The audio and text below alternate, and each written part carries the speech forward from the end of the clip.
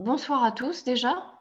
On est ensemble ce soir pour discuter de poursuivre ses études en master de droit privé et très bien accompagné par Lina Williat, responsable du master droit de la responsabilité médicale sur le campus de Lille, Blandine Malvé, responsable du master droit de l'enfance et de la famille, également campus de Lille, Romain Lollier, responsable du master droit et contentieux privé, et qui représentera Kenza Le Saf, qui ne peut pas être avec nous ce soir, responsable du master droit et pratique du notariat. Voilà, je vais donc laisser la parole à chacun pour qu'il puisse vous expliquer le parcours et surtout n'hésitez pas à poser des questions auxquelles on vous répondra au fur et à mesure et surtout à la fin des interventions de l'ensemble de nos responsables de formation. Merci Florence. Donc il me revient donc déjà bonsoir à tous. Merci de votre participation en nombre, hein. Ça fait plaisir pour cette réunion d'information sur la poursuite des études en droit privé au sein de la faculté de droit de l'Université catholique de Lille. Alors je vais déjà commencer par vous partager mon écran pour vous permettre de suivre le PowerPoint. Est-ce que c'est bon? Est-ce que vous voyez donc le PowerPoint s'afficher chez vous? Tout va bien? Ça va? Ouais. Ok. Oui. Donc on y va. Euh, alors moi, je vais intervenir auprès de vous à plusieurs titres. D'abord, pour vous présenter, pour celles et ceux parmi les étudiants qui m'écoutent, qui sont actuellement en licence, pour vous présenter la plateforme, hein, ce qu'on peut appeler une plateforme, donc Master 1, droit privé, sciences criminelles.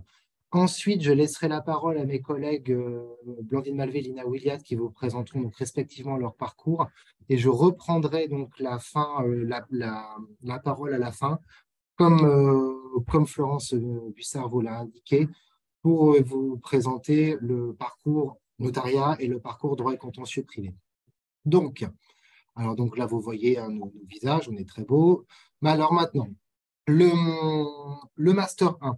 Le Master 1, droit privé et sciences criminelles, alors il a une particularité, puisque c'est un master finalement unique comme que je vais vous le présenter, mais qui a plusieurs orientations, à savoir qui oriente et qui ouvre vers différents parcours de Master 2.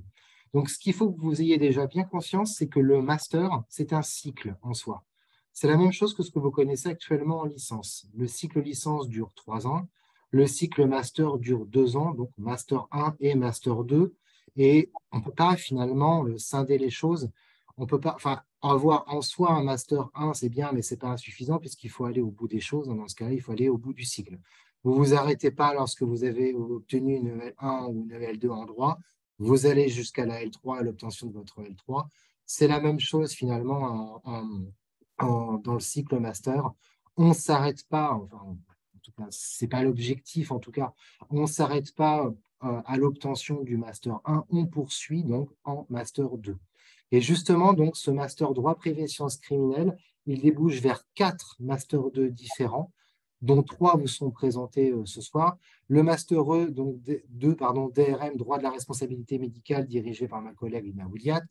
Le master 2 DCP, donc droit et contentieux privé, dirigé par moi-même sous réserve d'ouverture. J'y reviendrai un petit peu plus tard lorsque je vous présenterai ce parcours spécifique.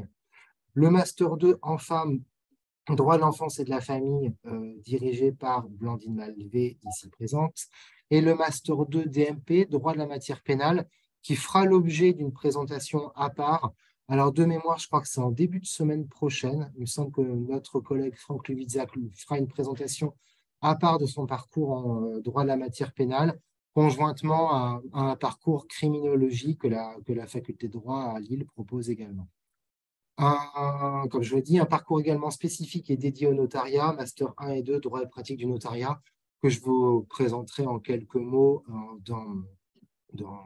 petit peu plus tard ce soir. Donc, un master unique, vous l'avez compris, un master 1 DPSC, donc droit privé et sciences criminelles uniques, mais qui débouche finalement vers 4 master 2 différents. 4 master 2, alors c'est un petit peu compliqué à comprendre, mais qui représentent finalement 3 mentions. 3 mentions de diplôme, soit droit privé, soit droit pénal et sciences criminelles, et soit droit de la santé. Alors, ça peut paraître un petit peu compliqué comme ça, mais finalement, ce n'est pas tant que ça, puisque on va identifier la mention, vous allez vous-même identifier la mention du master que vous allez suivre. en fonction de la matière qui sera votre matière fondamentale en Master 1. Alors, les choses sont simples, hein. Des matières fondamentales en Master 1, il y en a deux. C'est soit le droit civil, soit le droit pénal spécial. Droit pénal spécial des personnes au S1, droit pénal spécial des biens au S2. Ben, selon que vous avez choisi soit droit civil en fonda, soit droit pénal spécial en fonda, vous aurez donc une mention de diplôme qui sera droit privé si vous avez choisi le droit civil en fonda, ou alors droit pénal et sciences criminelles si vous avez choisi le droit pénal spécial en fonda. Une particularité, le droit de la santé, qui est une mention spécifique donc, au Master 1 parcours DRM, donc parcours droit de la responsabilité médicale, en M2 donc. Le Master 2, pardon, le parcours et la mention droit de la santé offrent la possibilité pour les étudiants d'opter en matière fondamentale, soit pour le droit civil, soit pour le droit pénal. Même chose pour le parcours en Master 1 en femmes, droit de l'enfance et de la famille. Les étudiants qui intègrent le Master 1 en femmes ont la possibilité finalement d'avoir une mention de leur diplôme, soit orienté droit pénal, soit orienté droit privé, en fonction de leur choix de matière fondamentale. Vous pouvez donc en Master 1, parcours en femmes, choisir en matière fondamentale, soit le droit pénal, soit le droit civil. En revanche, vous ne pouvez pas le faire pour celles et ceux qui parmi vous s'orienteraient vers le master droit et contentieux privé. C'est un master orienté droit privé. Donc moi, en tant que responsable de ce master 1, j'impose aux étudiants de ce parcours de suivre le droit civil en matière fondamentale. Un contenu à la carte, oui. Oui, c'est vraiment, enfin, il faut vraiment comprendre le master 1 droit privé sciences criminelles comme étant un master à la carte. Alors, comme je viens de vous l'indiquer, hein, vous allez devoir choisir d'abord, plus ou moins librement en fonction du parcours qui est le vôtre, hein, toute liberté en matière de droit à la santé et en femmes, et moi je l'impose en revanche, vous allez pouvoir d'abord choisir librement votre matière fondamentale. La matière fondamentale, vous allez choisir parmi deux, hein, soit droit civil, régime matrimoniaux OS1, ou alors droit pénal spécial des personnes OS1. OS2, c'est du droit des successions en droit civil et c'est du droit pénal. Genre promo, genre DSP, DCJ. Pardon? Donc je continue. Soit droit pénal, donc en matière fondamentale, OS1 et OS2. Ce choix a des conséquences parce que ça va être votre matière fondamentale. Pourquoi? Parce que non seulement ça va être votre matière que vous allez suivre en travaux encadrés, on vous expliquera un petit peu plus tard ce que c'est, et également ça va avoir une influence dans ce qu'on appelle le SRA, à savoir le séminaire de recherche appliquée. Vous n'aurez pas le choix. Le SRA, je vais vous dire ce que c'est dans quelques minutes. Il vous sera imposé soit en matière de droit privé, en droit civil, soit en matière pénale, en fonction donc de votre choix de matière fondamentale. Donc, pour résumer, vous n'avez pas le choix si vous vous orientez vers le droit et contentieux privé, vous ferez du droit civil en travaux encadrés et des SRA, séminaires de recherche appliqués en droit privé. Vous aurez le choix soit civil, soit pénal, si vous vous orientez vers le parcours enfance-famille ou vers le parcours responsabilité médicale. Et vous n'aurez pas le choix, mais ça c'est mon collègue qui vous le dira la semaine prochaine, vous n'aurez pas le choix si vous vous orientez en matière pénale, puisqu'il fera le contraire de moi. Le parcours droit à la matière pénale impose de suivre le droit pénal, que ce soit en travaux encadrés ou en séminaire de recherche appliquée. Un contenu à la carte, je continue, puisque outre ce choix de matière fondamentale, on ne s'arrête pas là, vous n'allez pas faire qu'une seule matière fondamentale, hein, forcément, sinon les semaines seraient un peu courtes. Vous allez pouvoir choisir parmi tout un panel de matières qui vous seront proposées en option. Alors justement, et c'est là que l'expression droit privé, sciences criminelles prend son sens, c'est que ces matières optionnelles, elles vont embrasser tant le champ du droit privé que le champ du droit pénal. Alors, pour n'en citer que quelques-unes, et qui vous sont ici mentionnées sur le PowerPoint, en droit privé, vous allez pouvoir choisir le droit des entreprises en difficulté, le droit le droit de la rupture du contrat de travail, le DIP, droit international privé, le droit à la consommation, le droit à la propriété intellectuelle, etc., etc. Même chose en droit pénal, vous allez pouvoir opter pour la procédure pénale, l'histoire du droit pénal, le droit pénal des mineurs, le droit pénal des affaires, le droit pénal européen, etc., etc. À ce choix de matières qui vont donner une certaine coloration privatiste ou pénaliste à votre Master 1, on va vous proposer également des matières spécialisées qu'on appelle matières d'ouverture, qui elles ne sont finalement ni estampillées droit pénal, ni estampillées droit privé, mais qui vont donc vous ouvrir tout simplement vers des matières que pour l'instant, évidemment, vous ne connaissez pas encore. Exemple que vous avez sous les yeux, droit médical, droit bioéthique, protection internationale des droits de l'homme, droit processuel, criminologie, droit des étrangers, philosophie du droit, etc., etc. Pour le reste, je pense que ça serait compliqué pour vous de suivre, un exposé complet de toutes les matières qui vous sont proposées. Allez voir sur le site Internet. Allez voir sur le site Internet de la Faculté de droit de l'Université catholique de Lille. Sélectionnez le Master 1 droit privé sciences criminelles. Vous verrez les plaquettes, les maquettes telles qu'elles vous sont proposées avec tout ce choix de matières qui vous sont proposées. Pas de regret, donc, puisque ce que vous n'avez pas choisi en fonda, si vous n'avez pas choisi le pénal en fonda parce que vous avez choisi le civil, ou alors je vous l'ai imposé parce que vous êtes dans la mention droit privé, le pénal que vous ne faites pas en matière fondamentale, vous pourrez le faire en matière optionnelle. Libre à vous, évidemment, de choisir toutes les matières de droit pénal qui peuvent vous plaire, mais pas en matière fondamentale. Même chose pour les pénalistes. Ils suivront en Master 1 le droit pénal spécial en unité en matière fondamentale, en TE et donc en séminaire de recherche appliquée, en SRA. Eh bien, dans ce cas, ils pourront suivre les autres matières de droit privé, et notamment le droit civil, dans le cadre de ces matières optionnelles. L'un, évidemment, n'est pas du tout exclusif de l'autre, bien au contraire, ce n'est pas du tout comme ça que ça a été pensé. Alors, des modalités pédagogiques spécifiques. Qu'est-ce qu'on vous propose, en gros, concrètement, à part le fait de devoir suivre des matières d'ouverture fondamentale?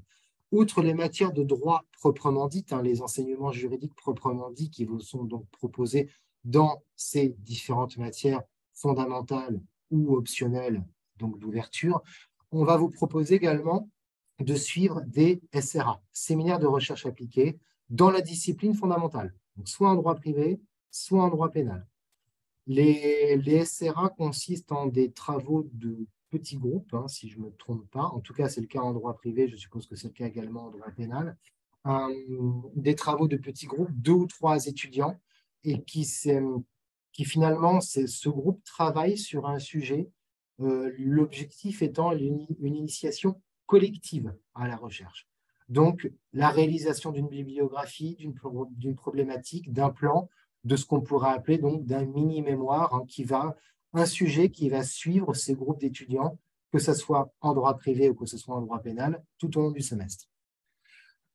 À ce séminaire de recherche appliquée répond, alors là j'arrive en bas de voir PowerPoint, un séminaire qu'on appelle, qui est nouveau depuis cette année, séminaire thématique personnelle, RTP. L'objectif, cette fois, c'est toujours de vous former à la méthodologie du mémoire et de la recherche, mais cette fois, de façon individuelle. Donc, on va vous prendre individuellement pour vous former à la recherche. Je vais m'arrêter là. Je ne vais pas vous en dire plus là, parce que chaque parcours, que ce soit en femme ou alors droit privé ou droit de la santé ou droit pénal, a sa façon de voir cette séminaire cette recherche thématique personnelle. Donc, si ça vous intéresse, peut-être est-ce qu'on pourra répondre à votre question, mais alors dans ce cas, plus individuellement, parce qu'on ne fait pas les mêmes choses au S2, en tout cas, qu'on soit dans tel ou tel parcours. Complète ce dispositif donc juridique et d'initiation à la recherche, un séminaire de mise en situation pratique où, là encore, vous choisissez librement en Master 1, donc des PSC. Donc, je voulais indiquer, ça vous indiquait sur le PowerPoint, soit en DIP, donc droit international privé, droit du travail, droit des entreprises en difficulté, procédure pénale approfondie et droit pénal des affaires qui vous sont imposés en voie pénale, donc pour rejoindre le Master 2, droit de la matière pénale. Et enfin, une initiation à la note de synthèse, méthodologie et correction des exercices, L'objectif, c'est de vous préparer dès le Master 1 aux concours et aux examens professionnels qui, donc, imposent aux candidats une note de synthèse. Donc, quelques heures vous sont réservées par semestre en Master 1 à la méthodologie et à la pratique donc, de ces notes de synthèse pour, de mémoire, un crédit ECTS par matière, par semestre. Pardon. Enfin, pour finir cette présentation qui n'est pas exhaustive, qui se veut synthétique du Master 1, on va aborder ce qui vous inquiète. Comment est-ce qu'on y rentre dans ce Master 1, droit privé, sciences criminelles, finalement, quel que soit le parcours correspondant. Alors, une chose que vous n'avez peut-être pas suffisamment, enfin, qui n'est peut-être pas claire dans vos esprits, mais qu'il faut que vous ayez bien en tête ce soir, c'est que la sélection, et ce n'est pas nous qui le faisons, c'est national, la sélection désormais s'effectue à l'entrée du Master 1. C'est-à-dire que le processus devient sélectif à la fin de votre L3 pour rentrer en M1. Dit autrement, ça veut dire que si vous êtes admis, ce que je vous souhaite, en Master 1, quel que soit le parcours, en Master 1, parcours droit de la responsabilité médicale, par exemple, et que ce Master 1, vous le validez, votre entrée en M2, droit de la responsabilité médicale, donc droit en M2 correspondant, vous est acquise. Puisque vous avez validé le M1, le M2 correspondant est acquis. En revanche, pareil pour en femme, pareil pour droit à la matière pénale, pareil pour n'importe quel master. C'est pas du tout, ça nous est pas propre, ça. En revanche, si vous vous rendez compte que vous êtes plus ou moins trompé, ça veut dire si par exemple vous avez fait un master 1 en droit pénal, droit de la matière pénale, et que vous voulez ensuite changer de parcours en M2. Vous l'avez validé ce M1, vous voulez changer de parcours en M2, vous voulez vous réorienter, tout simplement. En M2, vous voulez faire enfance-famille, vous voulez faire droit et contentieux privé, vous voulez faire droit des affaires, droit du travail, droit de je ne sais quoi. Alors, dans ce cas, le processus redevient sélectif. Vous changez de mention, vous changez de parcours, donc vous allez devoir repasser par un processus de sélection. Là, l'entrée, elle n'est pas de droit, elle est l'entrée dans le M2 et de droit, dans le M2 correspondant à votre M1 de droit.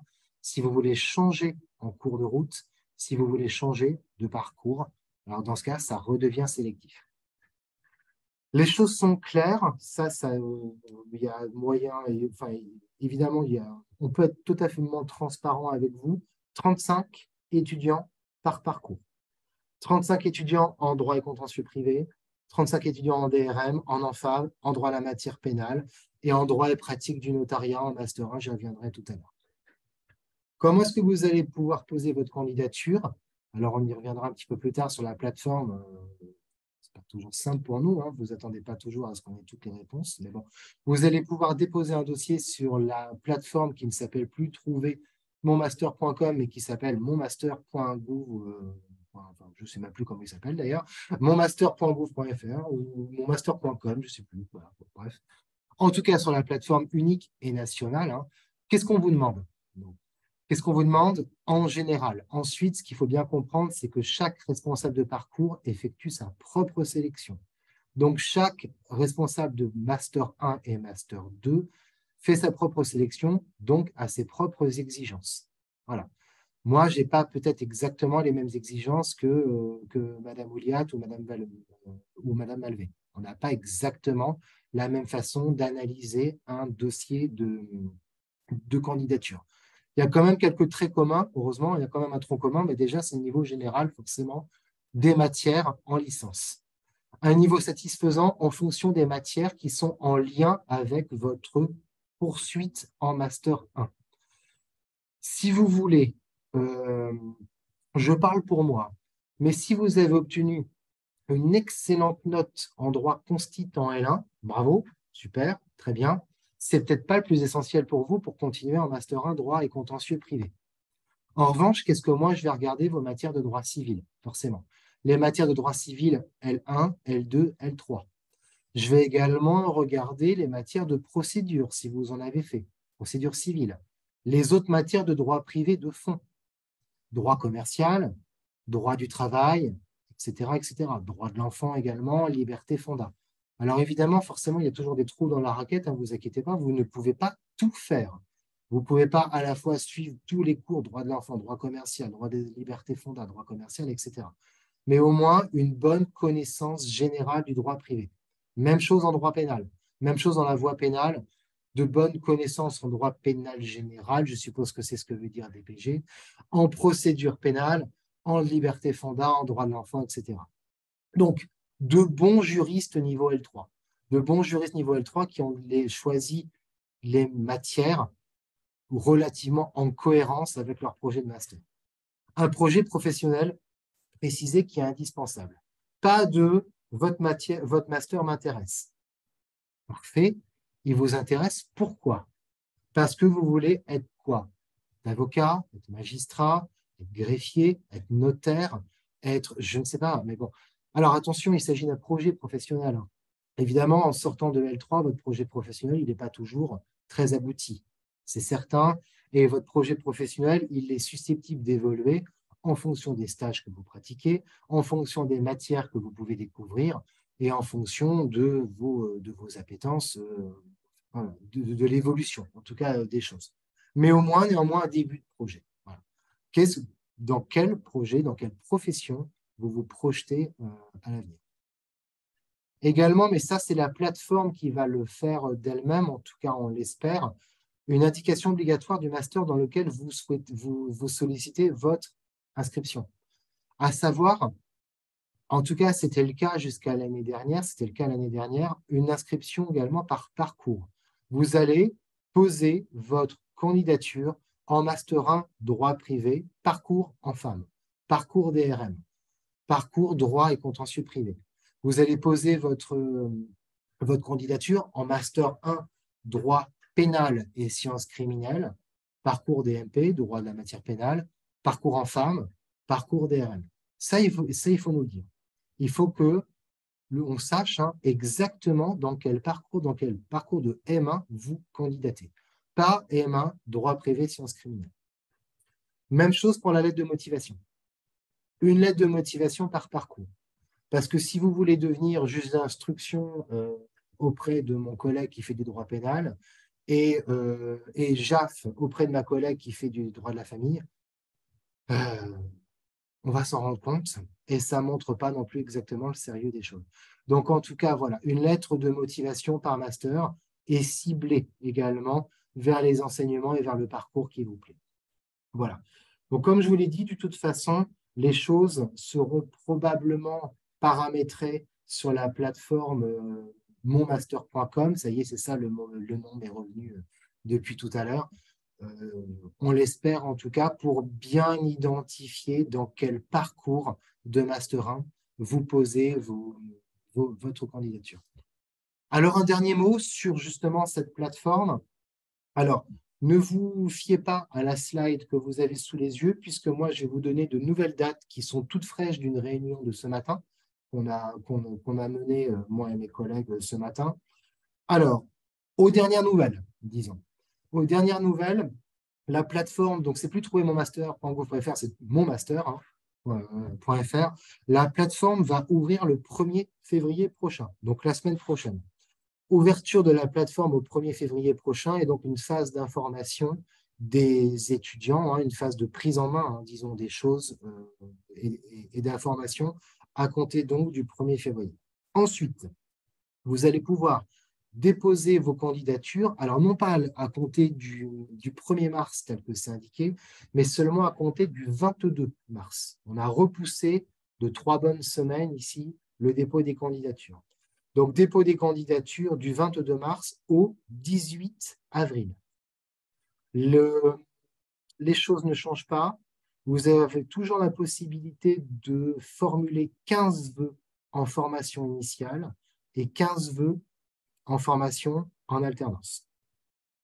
Donc, vous posez vos candidatures, vous en faites 30, 15 et 15, ou alors vous en faites 10 et 2, vous en faites 15 et 0 parce que vous ne voulez pas d'alternance. Ça, c'est à vous de choisir. Ensuite, c'est nous qui allons prendre le relais. Forcément, vous allez nous faire travailler puisque vous avez posé vos candidatures. Nous, on va examiner vos candidatures entre le 20 avril et le 12 juin. Donc, on va examiner vos candidatures du 20 avril au 12 juin. Et ensuite, à compter du 23 juin au 21 juillet, désolé, c'est un petit peu fastidieux de vous dire ça comme ça, mais bon, on ne peut pas faire autrement. Du 23 juin au 21 juillet, on va, en tant que responsable de master, vous transmettre les réponses à vos candidatures. Donc, admission sur liste principale, bah, c'est simple, hein, on a 35 places. Si vous êtes parmi entre le numéro 1 et le numéro 35, ça veut dire que vous êtes admis en liste principale.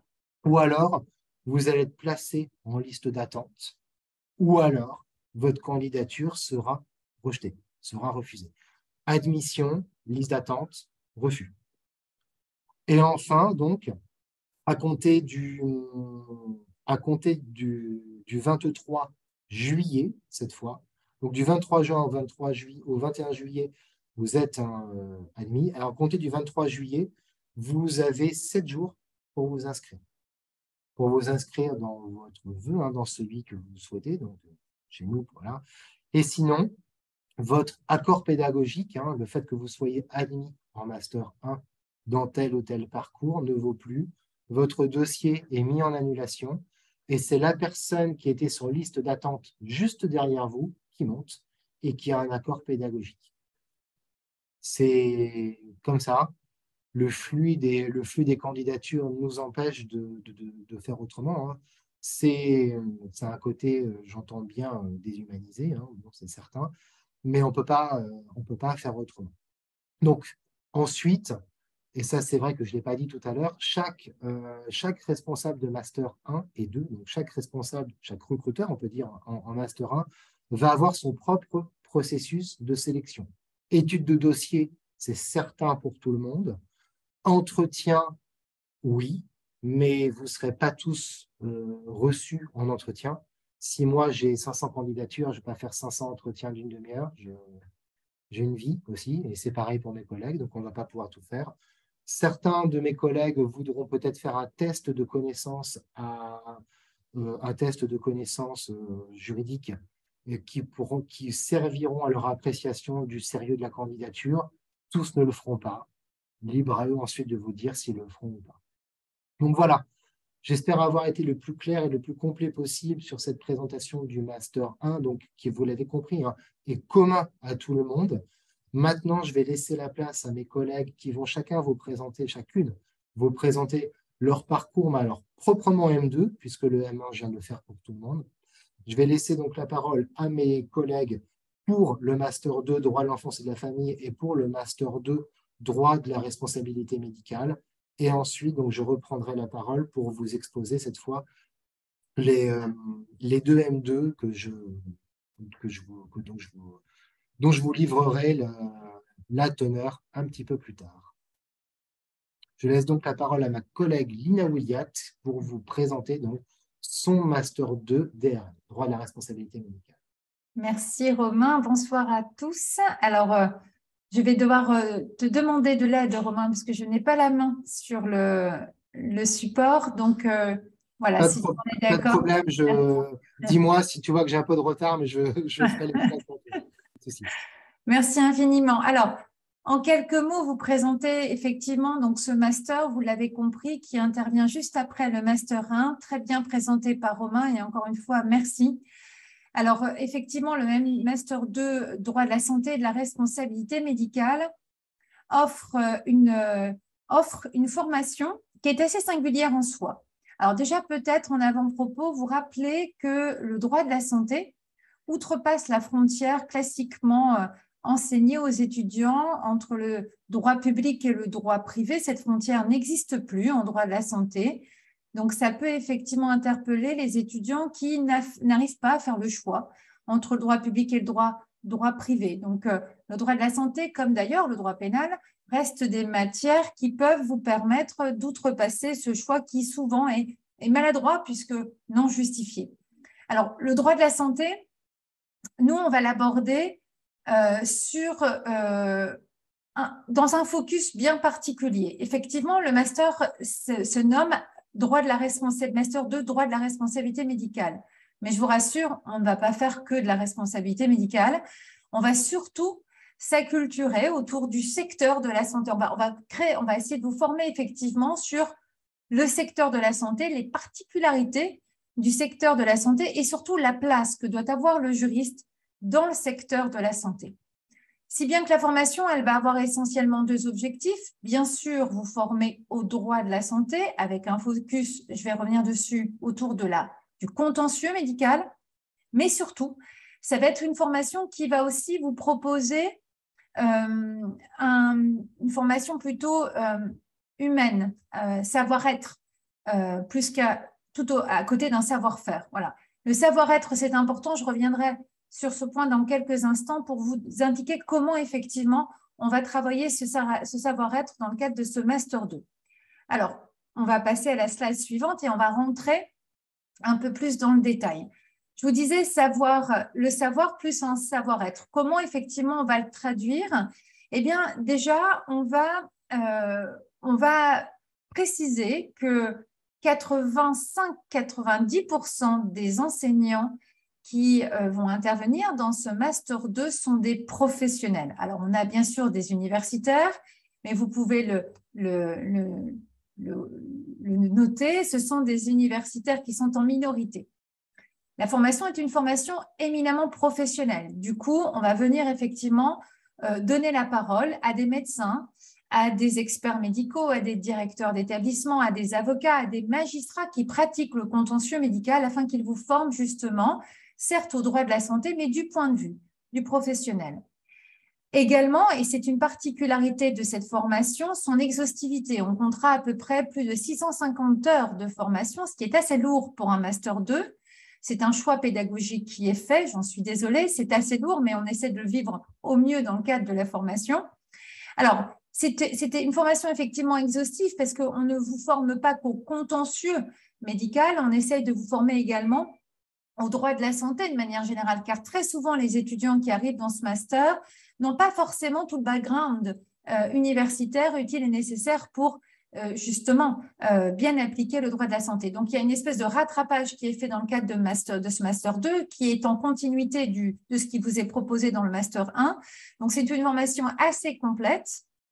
Et puis, pour rendre les choses plus ludiques et pour faire en sorte que cette formation complète soit le mieux vécue par vous, les étudiants, eh bien, effectivement, on fait appel à des méthodes pédagogiques assez originales avec principalement des mises en situation pratiques. Et je vais vous en dire plus dans quelques instants en passant à la slide suivante. Merci. Alors, effectivement, comment faire en sorte de vous mettre tout de suite dans le bain et de vous permettre d'être au mieux formé sur toutes ces matières utiles et nécessaires? Eh bien, on va carrément vous mettre sur le terrain. Donc, il y a à plusieurs reprises des immersions sur site dans des lieux qui sont assez intéressants. Généralement, ça intrigue les étudiants. On va carrément au SAMU 59. On assiste à des expertises médicales. On passe 2 jours dans 2 établissements, donc des EHPAD. Donc, c'est 2 EHPAD différentes qui ouvrent les portes aux étudiants du Master 2 pour passer une journée entière aux côtés d'un directeur d'établissement et aux côtés des résidents. On assiste à des audiences du juge des libertés et de la détention. Alors là, il s'agit d'un contentieux spécifique, le contentieux soins psychiatriques. Et vous savez effectivement que dans le cadre de ce contentieux, il y a des audiences qui ont lieu devant le juge des libertés et de la détention. Et on a la chance de permettre effectivement aux étudiants du Master 2 d'y assister avec un avocat qui, généralement, est l'enseignant justement de la matière. On visite également la Cour de justice de l'Union européenne. Non pas qu'il nous faut sortir hors des frontières françaises, c'est pas cela, c'est qu'il y a un cours droit international européen de la santé et souvent c'est assez complexe pour un étudiant de Master 2 de bien comprendre l'impact du droit international et européen de la santé en droit de la santé, en droit européen, oui, pardon, en droit de la santé. Et donc, pour les aider à mieux comprendre cet impact, eh bien, on les emmène une journée en audience devant la CJIE, afin d'aborder aux côtés du président des dossiers qui, justement, font état de problématiques en matière de soins, notamment transfrontaliers. Méthode pédagogique, je le disais, assez innovante, preuve en est, on utilise beaucoup la méthode de la classe inversée. Ce sont les étudiants, effectivement, à qui on va confier un cours avec des exigences particulières. C'est un cours de 3 heures qu'ils vont devoir monter de toutes pièces et ils vont devoir aussi impliquer des professionnels extérieurs qu'ils vont devoir eux-mêmes trouver et inviter. Autre point aussi intéressant de la formation, on a la chance d'avoir aussi nos entrées au Conseil de l'Ordre des pharmaciens qui nous laissent plaider avec effectivement des pharmaciens, donc on va à la fac de médecine et en présence du Conseil de l'Ordre, des dossiers où on met en cause la responsabilité de pharmacien. Donc ça, c'est souvent très attendu par les étudiants, à la fois les étudiants du Master 2, mais surtout les étudiants en pharmacie qui accueillent avec plaisir les juristes. On participe à un concours international du droit de la santé avec la complicité et la collaboration de mon collègue de la faculté de droit de Montpellier, François Viala, lui-même responsable d'un Master 2 en droit de la santé. Et depuis 2007, désormais, le Master 2 participe à ce concours international. Et d'ailleurs, pour information, sachez que ce concours, de manière exceptionnelle, aura lieu à Lille cette année. De manière exceptionnelle, oui, puisque habituellement, soit on va à Montpellier, soit on va à l'étranger. Pas plus tard que l'année dernière, nous étions en Italie. Mais cette fois-ci, comme convenu, nous l'organisons au sein de notre université. Vous aurez donc peut-être vous-même la chance de pouvoir y assister. On doit également dire que le Master 2 DRM s'appuie avec beaucoup de chance sur le réseau des anciens DRM, c'est-à-dire ceux qui sont désormais diplômés et qui ouvrent en tant que professionnels leurs portes aux DRM qui sont en train de se former. Et j'insiste sur le point que une grosse partie d'ailleurs de l'équipe enseignante du Master 2 est composée d'anciens DRM d'aujourd'hui, effectivement en poste, direction d'établissement, avocats, etc. Et puis là aussi, j'insistais sur la qualité du réseau des anciens, mais surtout sur la qualité du réseau professionnel qui appuie ce Master 2 et qui accueille les étudiants assez facilement pendant l'année et surtout en stage. Je cite le GHICL, le groupement hospitalier d'Institut catholique de Lille, le CHU de Lille, l'Ordre des médecins et puis beaucoup des avocats, notamment spécialisés en droit de la santé, qui attendent avec impatience les demandes de stage des étudiants de Master 2 afin effectivement qu'ils puissent les aider à traiter les dossiers de contentieux. Slide suivante. Voilà, donc pour finir de vous présenter ce master sans pour autant rentrer dans le détail, un petit aperçu des différentes matières que vous aurez à étudier. Donc, vous allez, à travers ces différentes lignes, découvrir effectivement qu'on ne fait pas que de la responsabilité médicale. On travaille aussi l'éthique médicale, on travaille aussi le numérique en santé, on travaille le contentieux de la tarification, le droit du patient, bien évidemment. Donc, ceci pour vous confirmer que le master vise à une formation complète en droit de la santé et non pas uniquement focalisée autour du contentieux médical. Et enfin, pour terminer, vous donner quelques informations sur les différents débouchés du Master 2. Je veux bien, Romain, de ton aide pour passer à la dernière slide. Si tu veux bien. Voilà, puisque c'est souvent une question qui revient et elle est tout à fait légitime. Quels sont les différents débouchés que l'on peut effectivement, auxquels on peut prétendre quand on est diplômé de ce master? Alors, je vais être tout à fait transparente. Ce sont des débouchés, en fait, qui font état des différents postes obtenus par les étudiants diplômés de ce Master 2. Donc, il ne s'agit pas d'avoir repris une liste mise à disposition par le ministère de l'Enseignement supérieur. Ce sont bien les postes obtenus par les étudiants du Master 2 aujourd'hui diplômés. On les retrouve effectivement donc, dans les établissements de santé, qu'ils soient publics ou privés, dans les services juridiques. On les retrouve également dans les compagnies d'assurance spécialisées dans la prise en charge du risque médical, dans les cabinets de conseil. Pas mal de mes étudiants sont effectivement consultants dans le secteur de la santé, bien évidemment dans les associations de défense des droits des victimes, dans les différents conseils de l'ordre, il y en a plusieurs. Il y a le conseil de l'ordre des médecins, des pharmaciens, des infirmiers, des sages-femmes. On retrouve effectivement donc les DRM dans le service juridique. Plusieurs d'entre eux sont effectivement au service du ministère de la Santé, puisque de plus en plus, ce ministère a besoin de compétences juridiques, mais aussi dans les autorités dites installées dans le secteur de la santé, telles que l'ONIAM, l'Office national d'indemnisation des accidents médicaux, l'Établissement français du sang. Voilà, donc Je ne vais pas relire ce que vous avez sous les yeux. Beaucoup d'entre eux aussi ont la vocation de l'avocature. Alors, ça ne veut pas dire que le Master 2 prépare, surtout pas à l'examen d'entrée à l'école des avocats, puisque ce n'est pas une préparation au concours, le Master 2 DRM. Par contre, donc, il est tout à fait modifiable dans son calendrier pour permettre aux étudiants qui veulent se former en droit de la responsabilité médicale de passer au terme de ce Master 2 l'examen d'entrée à l'école des avocats. Donc ça, il y a effectivement des principes qui sont désormais acquis au sein de ce Master 2 qui permet aux étudiants à la fois d'être diplômés de ce Master 2 et de passer l'examen d'entrée à l'école des avocats. Et puis, depuis plusieurs années, j'ai la chance de pouvoir accompagner plusieurs de mes étudiants dans l'aventure d'une thèse. Beaucoup d'entre eux, quelques-uns d'entre eux, ont effectivement accepté de rejoindre notre laboratoire de recherche que vous connaissez, le C3RD, pour pouvoir effectivement travailler une thèse autour du droit de la santé. Alors, quant au type d'emploi, eh bien souvent, effectivement, donc, ce sont des emplois de juriste, de consultant, de chargé de mission et de direction d'établissement. Voilà, alors la direction d'établissement, je précise juste un point. Vous savez qu'il y a 2 modalités pour accéder à ce type de mission. Il y a le concours, et dans ce cas-là, Madame Paulet-Panoussis sera tout à fait à même de répondre à vos questions, mais je serai ravie également de pouvoir l'épauler au besoin. Mais il y a aussi l'autre voie, c'est-à-dire la formation donc, de directeur qui vous amène à un poste de direction dans le secteur privé. Et là, effectivement, le Master 2 DRM est une voie possible, mais doit être complété par un Master souvent proposé par l'IAE, c'est-à-dire qui vous forme au management, donc plus en droit, mais au management des établissements.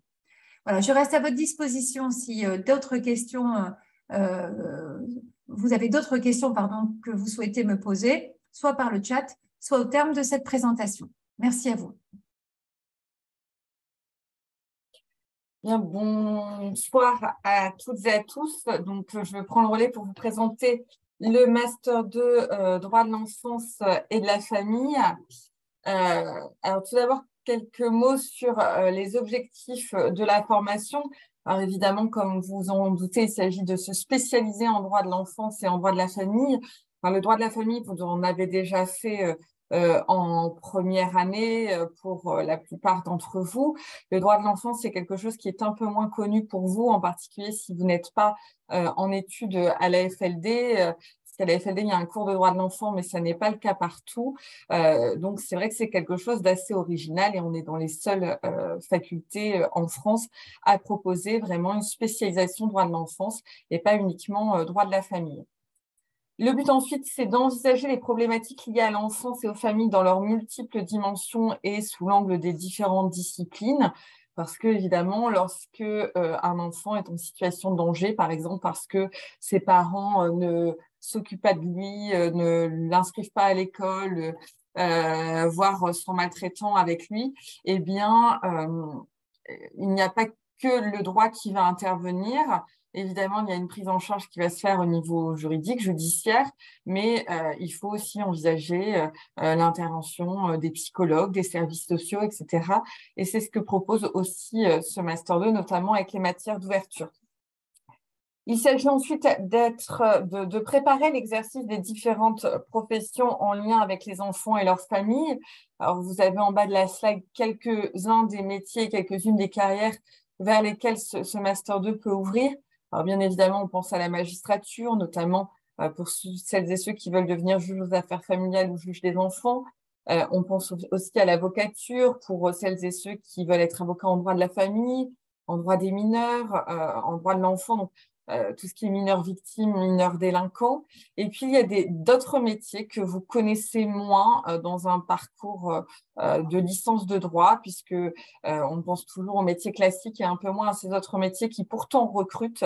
Il n'y a pas une semaine sans que je reçoive et que je transmette aux anciennes promos des offres d'emploi dans ces autres domaines. Donc, par exemple, pour travailler dans l'aide sociale à l'enfance ou la protection maternelle et infantile ou la protection judiciaire de la jeunesse. Donc, je ne vais pas détailler par manque de temps sur ce que sont ces institutions, mais je vous invite vraiment à les découvrir. Donc, ça veut dire travailler dans la fonction publique, mais il y a aussi le secteur associatif qui recrute beaucoup. Et puis, pourquoi pas rejoindre une organisation internationale ou européenne, par exemple le Conseil de l'Europe, qui a la division des droits de l'enfant. Également en France, on a l'institution du défenseur des enfants, on a l'Observatoire national de la protection de l'enfance. Donc, beaucoup de recrutement dans ces domaines. Donc, je vous invite aussi un peu à sortir des sentiers battus, la magistrature, l'avocature. Évidemment, c'est très bien, mais il y a plein d'autres choses. Alors, ce Master 2 est construit autour de 7 modules, étant précisé que tous les modules et tous les cours sont obligatoires. Il n'y a pas d'option en Master 2, en tout cas pour celui-ci. Alors, tout d'abord, dans le module droit de la famille, vous allez mettre à jour les connaissances que vous avez pu acquérir en Master 1 et les approfondir en envisageant le droit extra-patrimonial de la famille, le couple, la filiation et l'autorité parentale, et puis le droit patrimonial de la famille, par exemple, les solidarités familiales. En droit pénal des mineurs et de la famille, vous aurez par exemple un cours de droit des mineurs délinquants, un cours de droit des mineurs victimes, voir aussi quelles peines sont applicables aux mineurs délinquants, sous quel régime. Ensuite, un module protection des personnes et des droits fondamentaux avec un cours de droit des mineurs et un cours de droit des majeurs protégés. Et puis également l'étude des droits fondamentaux tels qu'ils sont reconnus par la Convention internationale relative aux droits de l'enfant notamment. Ensuite, on passe sur des choses un petit peu moins traditionnelles. Les 3 premiers modules, ça va être des cours, l'acquisition de connaissances théoriques et pratiques, bien sûr, mais en tout cas, des cours magistraux comme vous pouvez les connaître. Ensuite, on passe sur le module de pratique professionnelle et institutionnelle, avec là 9 séminaires de 8 heures qui vous sont donnés directement par les professionnels qui interviennent dans le champ de l'enfance et de la famille. Donc, 9 séminaires de 8 heures, donc c'est assez conséquent. Séminaire juge aux affaires familiales, juge des enfants, avocat, médiation familiale, substitut du procureur en charge des mineurs. Et puis au 2e semestre, protection maternelle et infantile, aide sociale à l'enfance, protection judiciaire de la jeunesse et brigade des mineurs également. Parce que même si ce Master 2 n'est pas celui que je vous conseille si vous voulez devenir officier de police judiciaire, eh bien évidemment, il faudra, en tant que futur magistrat, avocat, etc., savoir comment, par exemple, comment travaille la brigade des mineurs, comment est auditionné un mineur qui révèle avoir été victime de viol, etc., etc. Ensuite, un module d'ouverture qui est indispensable pour compléter les matières juridiques, avec un cours de psychologie de l'enfant et de l'adolescent qui est très apprécié par les étudiants, des cours de psychopathologie, et également des cours d'éthique, de bioéthique et des cours de sociologie de la famille pour vraiment avoir une vision d'ensemble. C'est à peu près 25% des cours qui sont dans ces matières non juridiques pour vraiment bien comprendre le fonctionnement de l'enfant, les dysfonctionnements familiaux, etc. Ensuite, un module d'initiation à la recherche qui consiste notamment, mais pas uniquement, dans l'organisation par les étudiants du Master 2 d'un colloque. Alors, je vous invite très vivement, pour ceux qui sont intéressés par ce Master 2, à vous inscrire au prochain colloque des étudiants du Master 2 droit de l'enfance et de la famille, qui aura lieu le jeudi 13 avril, qui portera cette année sur l'enfant et les séparations, notamment les séparations familiales. L'année dernière, on avait eu un colloque sur l'enfant, la famille et la prison. Donc, vous voyez toujours des sujets très intéressants qui donnent lieu à des cours, à un colloque organisé par nos étudiants. Et enfin, très classiquement, le module de fin d'études avec la réalisation d'un mémoire de recherche et d'un stage. Romain, est-ce que tu peux passer? Merci beaucoup. Alors, quelques-uns des atouts pédagogiques de cette formation, c'est déjà qu'elle couvre l'ensemble des thématiques relatives à l'enfance et à la famille, envisagées dans leurs différentes disciplines, parce que effectivement, ce master est rattaché à la mention droit privé dans le cadre de notre diplomation avec Toulouse 1, mais comme vous l'aurez compris, il y a aussi du droit pénal et également du droit public et des droits de l'homme. Par exemple, la protection de l'enfance, elle a 2 volets, un volet administratif qui relève du droit public et un volet judiciaire qui relève du droit privé. Donc, envisager les droits de l'enfant uniquement sous le prisme du droit civil, ça n'a aucun sens. Évidemment, il faut mobiliser aussi le droit pénal, le droit public et les droits de l'homme. Il s'agit ensuite d'approfondir les connaissances juridiques que vous pouvez avoir déjà de par les cours de droit des personnes et de la famille ou droit pénal que vous avez déjà eu en licence, mais aussi d'acquérir des savoirs, des savoir-faire et je dirais aussi des savoir-être nouveaux. Notre équipe pédagogique, elle est composée d'universitaires et de professionnels de l'enfance et de la famille.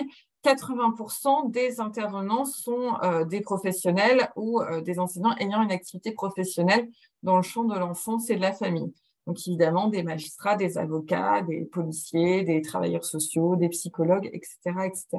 Donc vraiment une approche très pratique des problématiques liées aux enfants et à leur famille. Ensuite, une ouverture aux disciplines non juridiques qui sont vraiment essentielles pour comprendre ces problématiques. J'ai déjà cité la psychologie, on peut citer aussi la psychopathologie, avec la problématique, par exemple, du harcèlement scolaire, des troubles alimentaires chez les adolescents, de la phobie scolaire, des problématiques suicidaires chez les enfants et les adolescents. Donc, autant de choses qui vont enrichir vos connaissances juridiques.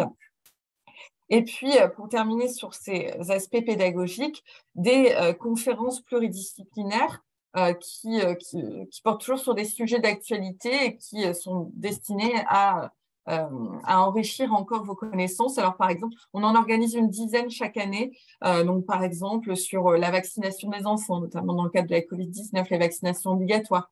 On en a organisé sur la prostitution des mineurs, sur les violences sexuelles contre les mineurs, sur les enfants transgenres, sur l'enfant et l'éducation, sur le déni de grossesse, sur l'accouchement sous X, etc., etc. Je pourrais multiplier les exemples, mais voilà, ces conférences qui ne sont pas que pour les étudiants du master de droit de l'enfance et de la famille, mais qui permettent vraiment de saisir un certain nombre de problématiques. Je le précise qu'elles ne sont pas que pour les étudiants de ce master 2, parce qu'évidemment, pour les futurs étudiants de droit privé, de DRM ou même de droit pénal, dans le cadre de la préparation des concours, c'est bien d'avoir cette culture juridique et générale. Et ensuite, Romain, merci.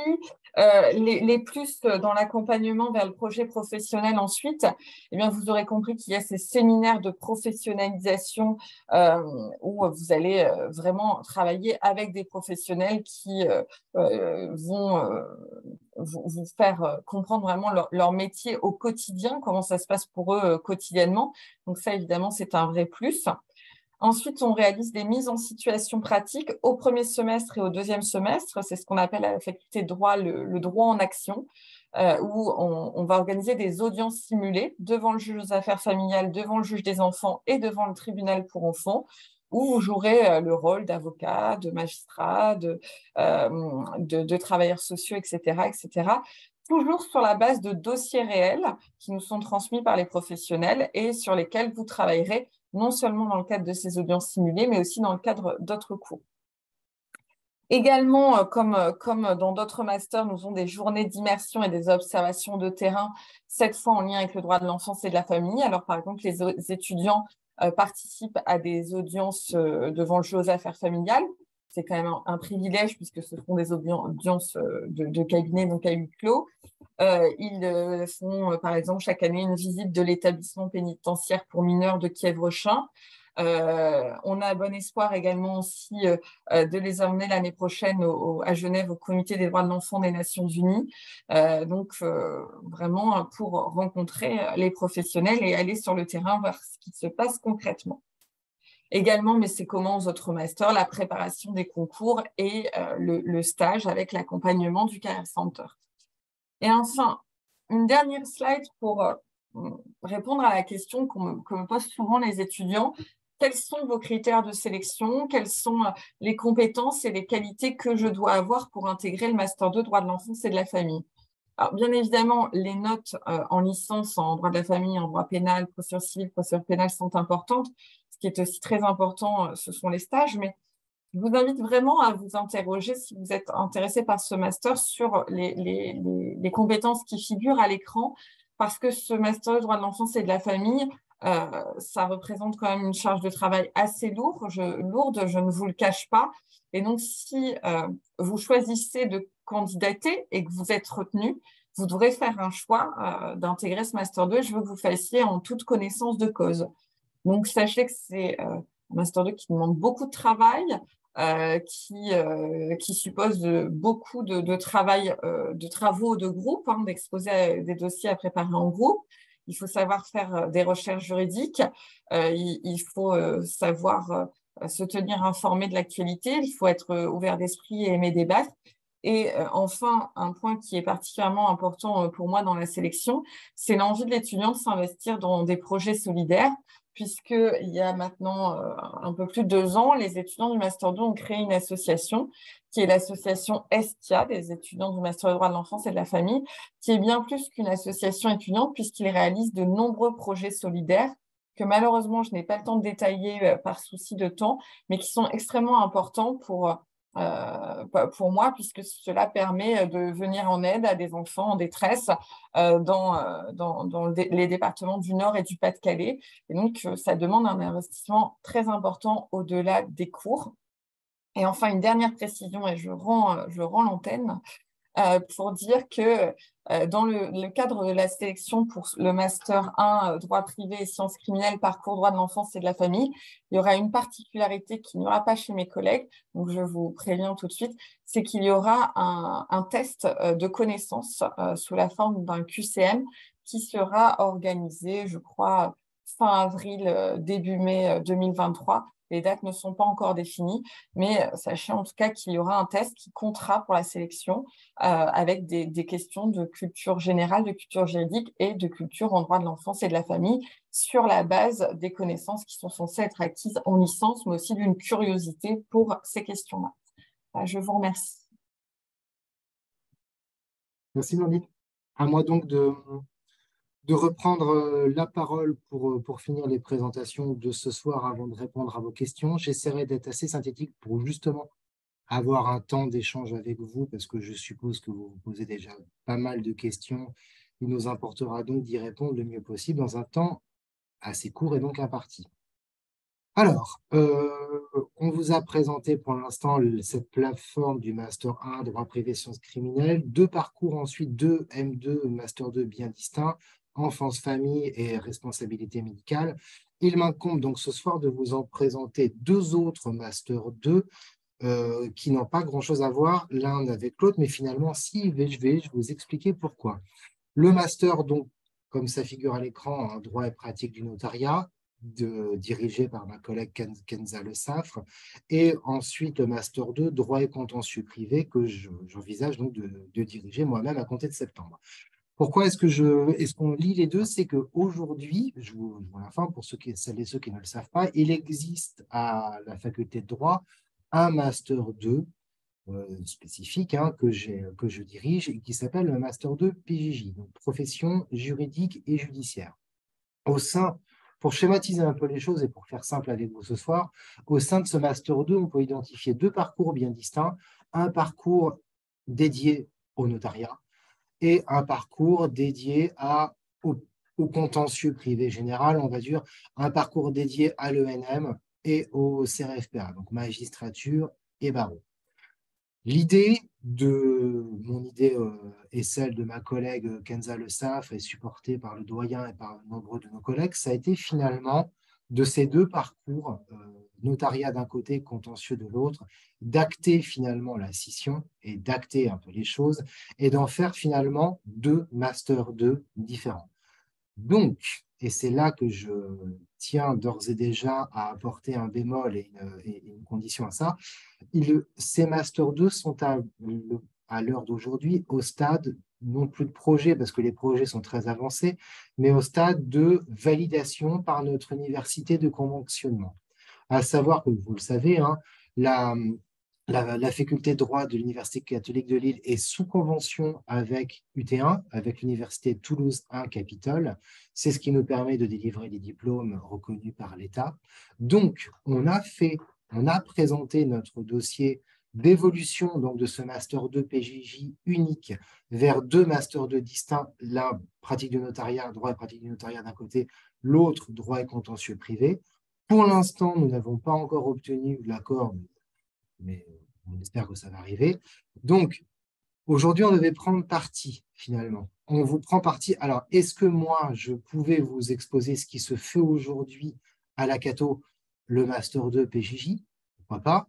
Ou alors est-ce qu'on vous propose, est-ce que je vais vous exposer ce que l'on espère, il se fera demain, et quand je parle de demain, c'est à compter de septembre prochain, hein, c'est pas, voilà, c'est pour vous lors de la rentrée de septembre. On a choisi de faire un petit peu un pari sur l'avenir, disons, et de vous exposer ce qu'on espère être l'offre de formation qui sera la nôtre en Master 2 à compter donc de la rentrée prochaine.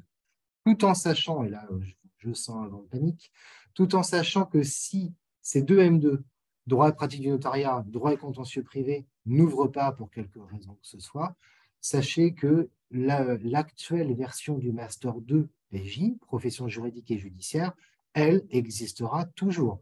Donc si vous voulez vous orienter vers le notariat, vers le barreau ou vers la magistrature, dans les conditions qu'on étudiera ensemble un petit peu plus tard, il y aura toujours le Master 2 PJ qui sera là pour vous accueillir. Je ne vais pas vous le présenter, ce Master 2 PJ, parce que je ne peux pas tout faire ce soir. Et renseignez-vous, là encore, hein, sur le site de la FFD.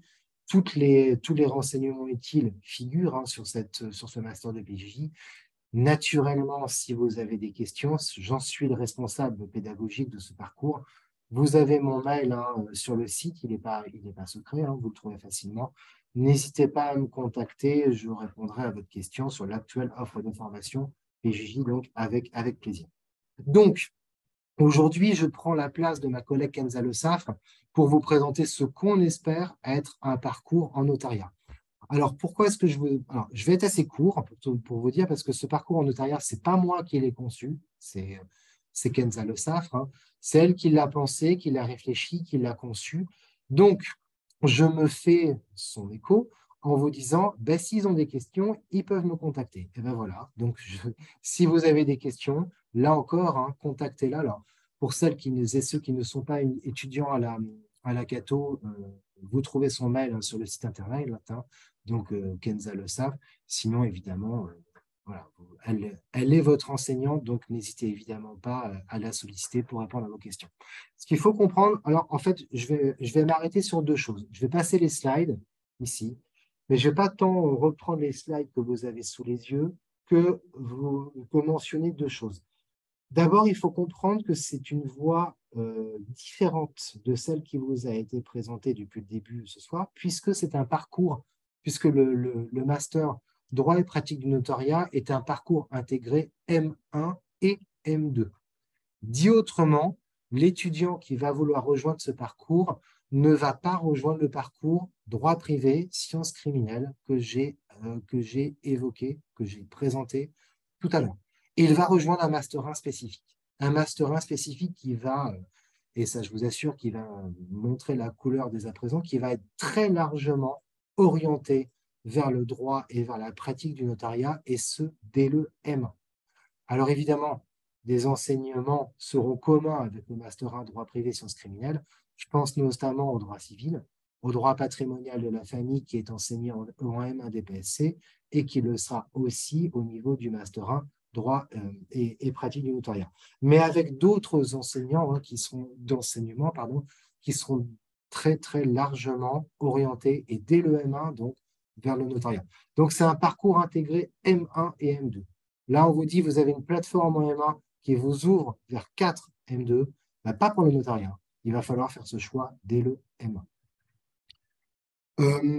Une autre particularité de ce M1 et qui, je passe sur cette première slide pour vous projeter la seconde, quand bien même j'y reviens pas, hein, prenez le temps de la lire tranquillement en écoutant.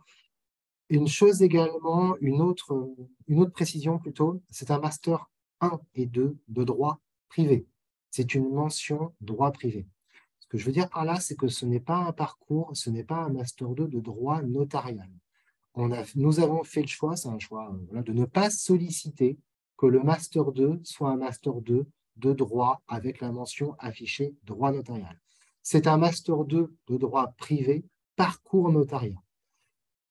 Ça a deux conséquences pour vous, ça. Pour nous, d'abord, ça a été, enfin, pour ma collègue Kenza Le Saffre surtout, ça a été la possibilité de ne peut-être pas s'enfermer dans le carcan d'une mention droit notarial et de vous proposer des choses peut-être plus originales qu'on peut trouver dans un Master 1 droit notarial classique, sur lesquelles je ne critique pas. Il ne s'agit pas de critiquer la formule des Masters de droit notarial, mais c'est vrai que là, et là encore, elle vous le dira mieux que moi, on a des enseignements qu'on ne retrouve pas nécessairement et pas toujours dans les Masters 2 de droit notarial classique. Des modules de pratique notariale, droit d'immobilier, droit fiscal, gestion de patrimoine, et également le module transdisciplinaire qui est projeté à l'écran, pratique et éthique des responsables. Vous ne trouvez pas ça dans un enseignement en Master 2 classique en droit notarial.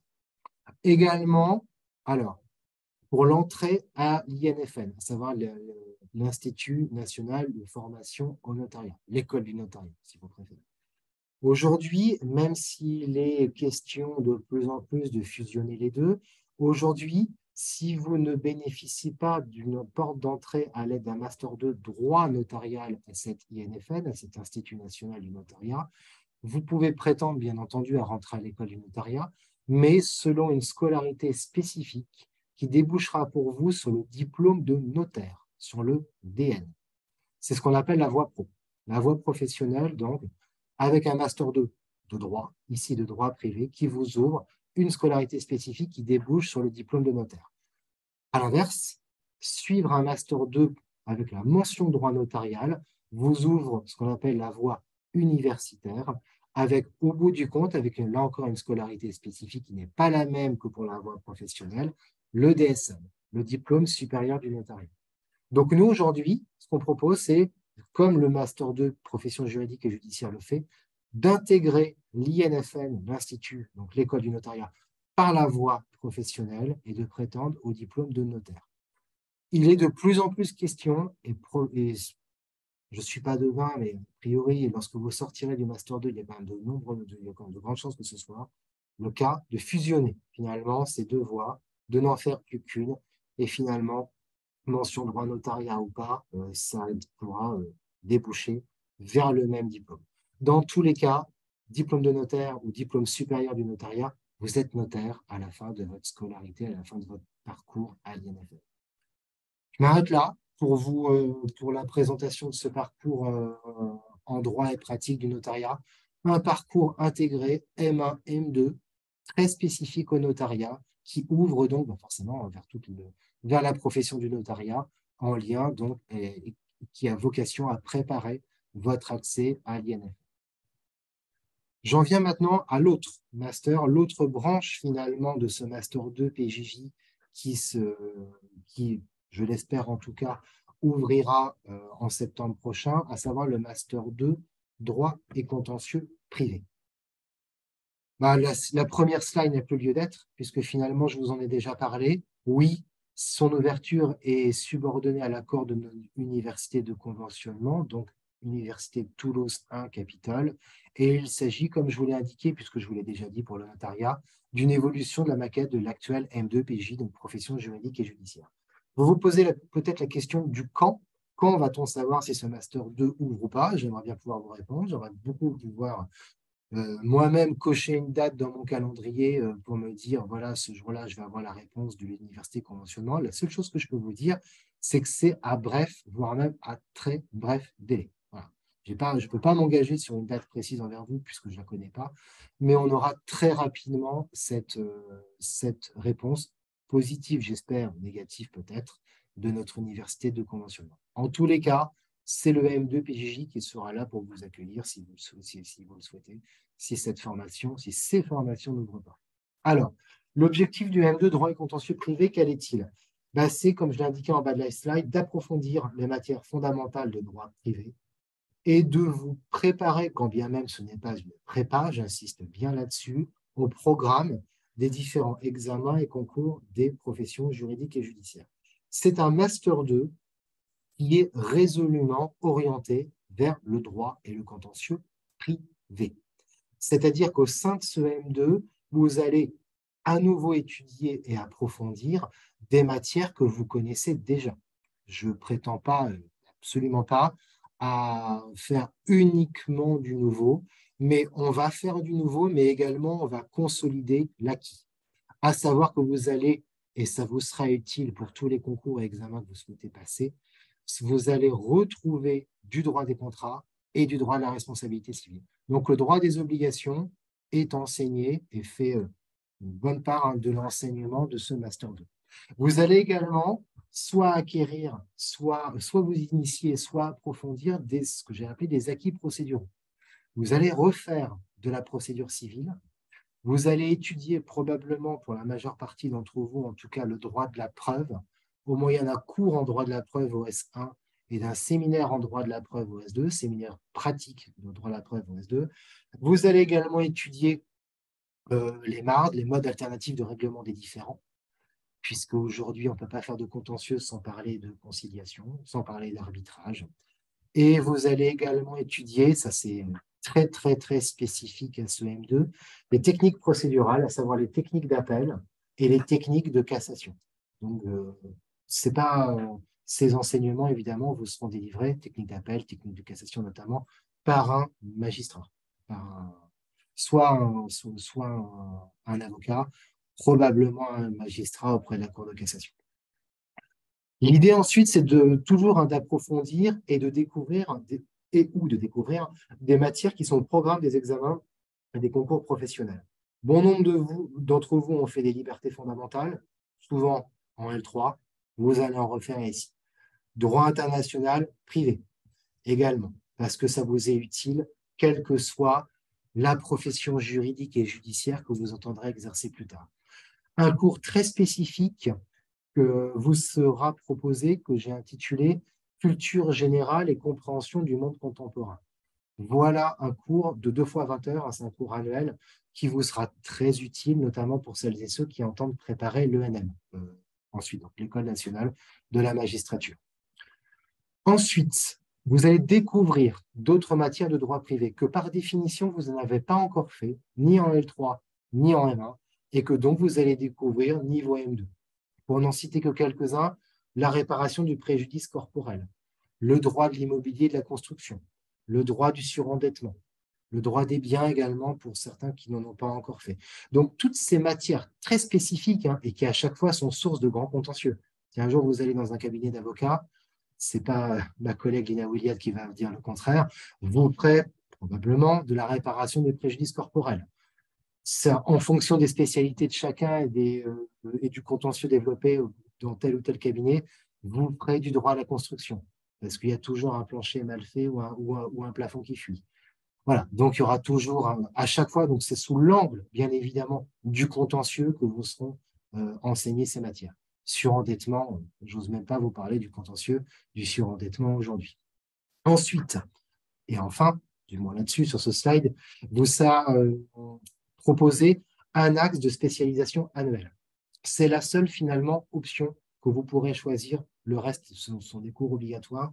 Donc, OS1 comme OS2, l'étudiant aura la possibilité de choisir soit de se spécialiser, ça sera 28 heures par semestre, soit 28 heures de cours et de séminaires pratiques en matière familiale ou en matière de droit de procédure pénale ou en matière de droit commercial et des affaires. L'axe de spécialisation choisi au S1 vous suivra au S2. Donc, vous aurez 2 fois 28 heures, 56 si je compte bien, de cours spécifiques en petits groupes en fonction donc, des étudiants qui ont choisi en matière familiale, en matière pénale ou en matière commerciale. Avant de passer à la slide suivante, j'attire quand même votre attention sur une chose, c'est un Master 2. En tant que tel, c'est un Bac+5. Ce n'est pas une prépa. Soyons clairs, ça va vous aider à intégrer une prépa. Ça va déjà vous aider à soit étudier, soit bachoter, réviser et à nouveau vous actualiser surtout parce que c'est là où c'est intéressant sur les connaissances, sur les matières qui vous seront utiles pour passer le barreau, pour passer le NM, pour passer le greffe, je ne sais quoi. Mais ça n'a pas, c'est un diplôme universitaire, c'est un Master 2 en tant que tel, ce n'est pas une prépa. Si au bout du compte, vous n'obtenez pas le barreau, vous n'obtenez pas la magistrature, je vous le souhaite de l'obtenir, mais si vous ne l'obtenez pas, vous sortirez quand même avec un Bac+5 en droit. Donc, ce n'est pas du tout la même idée qu'une prépa. Je reprends ce qui a été dit par mes collègues. on professionnalise en Master 2. Alors, bien entendu, vous aurez encore des cours théoriques, notamment des cours d'actualisation qui vous seront proposés par des universitaires. L'universitaire que je suis vous fera la responsabilité civile, par exemple, mais ce n'est pas moi qui vais vous enseigner les techniques d'appel et de cassation. Forcément pas. Donc, des avocats, des magistrats, greffiers, des praticiens du droit. Des praticiens du droit privé et du contentieux seront ici le personnel, j'aime pas l'expression, mais le corps enseignant, j'aime mieux, le corps enseignant et le corps pédagogique qui vous largement dédiés. Certains enseignements, seront également très largement tournés vers la pratique professionnelle. Que vous passiez le barreau, le NM ou je ne sais quoi, vous aurez tous des cours de pratique du barreau, évidemment enseignés par les avocats, des cours de pratique de la magistrature, que ce soit du siège ou du parquet. Donc, procureur de la République, ici, on en a donc, qui enseigneront dans ce M2. Le siège également vous emmènera en audience un président du tribunal correctionnel de Lille, ici, qui est magistrat, qui a ses habitudes dans le M2 et qui vous emmène dans l'audience qu'il préside, et évidemment avec un débriefing avec vous après. D'autres praticiens, parce qu'il n'y a pas que l'avocat ou il n'y a pas que le magistrat, d'autres praticiens interviendront aussi dans le cadre de ce M2. Le greffe, commissaire de justice et autres. Ça n'a pas vocation à être exhaustif. De façon purement facultative, c'est-à-dire assortie d'aucune note, si ce n'est des notes indicatives, de notes blanches, vous sera proposé un module d'initiation aux épreuves soit du CRFPA, soit de l'ENM. Donc, par semestre et de façon facultative, sur inscription, donc, on vous proposera de vous inscrire à une épreuve écrite, donc soit avocat ou magistrat, à une note de synthèse et à une simulation d'un grand oral. Le grand oral, il n'est pas de la même, et ce n'est pas le même qu'on vise le CRFPA ou qu'on vise le NM. On pourra vous proposer les deux si toutefois vous vous inscrivez en début de semestre à ce module facultatif d'initiation. Ça rajoute du travail, évidemment, je ne vais pas vous le cacher, parce que c'est une épreuve en plus. C'est deux épreuves en plus, une note de synthèse, une épreuve écrite, mais avant de faire ces épreuves, on va vous former à la méthodologie de ces épreuves, et pareil pour le grand oral. Le droit en action, comme mes collègues vous en ont déjà parlé, le droit en action donc spécifique ici à ce Master 2, droit et contentieux privé, il se divise en deux, à savoir que les étudiants pourront participer à un procès simulé. À un procès simulé en matière soit civile, soit pénale, ça sera en fonction des semestres et des intervenants. Donc, des étudiants prendront la place des avocats, plaideront. D'autres étudiants prendront la place des magistrats, alors du parquet, pas du siège, parce que bon, l'idée c'est quand même de pouvoir parler, je vous le dis tout de suite. Donc, soit du ministère public, soit du siège, et donc simuleront une audience devant des praticiens du droit, magistrats, avocats et également universitaires. Donc, selon le rôle que vous choisirez vous-même, vous serez avocat ou membre du ministère public au sein de cette simulation de procès. Une autre possibilité, possibilité de droit en action sera également de participer au bus de l'accès au droit. Donc, l'idée, c'est simple, ça sera de scinder la promo en deux, tout simplement. Au premier semestre, une partie de la promo participera au droit en action au procès simulé, l'autre participera au bus de l'accès au droit, et au second semestre, on switchera, on échangera. Celui qui a fait le procès simulé au S1 participera au bus de l'accès du droit au S2 et réciproquement. Un stage obligatoire de 2 mois en fin d'études, et également, puisque on a tous tiré les conséquences de l'intégration de notre université, de notre faculté au sein d'une école doctorale, une voie recherche qui permettra à celles et ceux qui le souhaitent d'opter pour un mémoire de recherche à la fin de leur Master 2, au lieu et place du stage, avec évidemment, là encore, si vous voulez, on pourra en discuter à la fin de cette présentation, puisque l'étudiant ne effectuera pas de stage obligatoire, les exigences relatives à son mémoire de fin d'études et à son mémoire académique seront évidemment renforcées. Pour conclure, donc, ce master, oui, hein, bien entendu, prépare les étudiants à l'exercice de la profession d'avocat, de magistrat à l'ordre judiciaire et aux diverses autres professions juridiques et judiciaires, et également à la recherche fondamentale si vous optez pour la voie recherche à la place de la voie professionnelle. Il est 20 h, je pense que je vais pouvoir maintenant vous céder la place. Déjà, vous remercier de votre attention parce que ça fait déjà un petit moment qu'on parle. Et je vais arrêter le partage d'écran et je vais vous laisser la parole si vous avez évidemment des questions à nous poser.